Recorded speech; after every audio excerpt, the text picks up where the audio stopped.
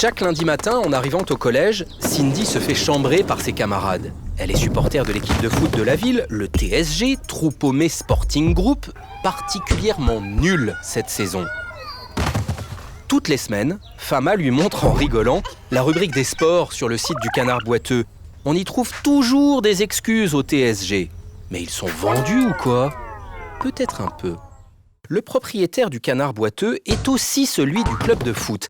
Et c'est le seul journal dans le coin. Il n'y a aucun autre média pour apporter un point de vue différent. Il n'y a pas de pluralisme des médias à Troupomé. Qu'est-ce que le pluralisme des médias ?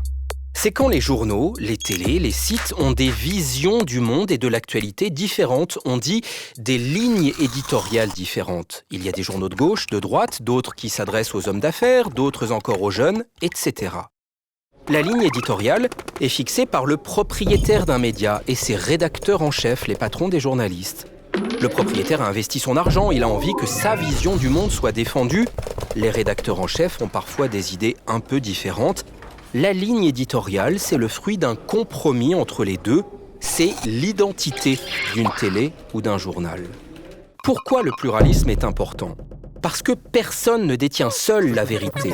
Et les médias animent la discussion dans une ville ou un pays. S'il n'y a qu'un seul journal, il n'y a pas de vraie discussion possible. En démocratie, c'est gênant. D'ailleurs, en dictature, il n'y a pas de pluralisme. Les médias ont tous la même ligne éditoriale, celle du gouvernement. Troupomé n'est pas une dictature, évidemment, mais il faut de l'argent pour fabriquer un journal. Et dans la ville, personne n'a assez d'argent pour créer un autre quotidien que le Canard Boiteux. S'il ne parlait que de foot, ce ne serait pas très grave. Mais en plus, le Canard Boiteux est à fond derrière le maire. Tout ce que fait le maire est jugé formidable. Qui donne la parole à ses adversaires ? Personne. Fama, Léonard et Romain ont décidé d'ouvrir la discussion, au moins pour le foot. Ils viennent de créer un blog qu'ils ont appelé TSG, la tribune des supporters grognons.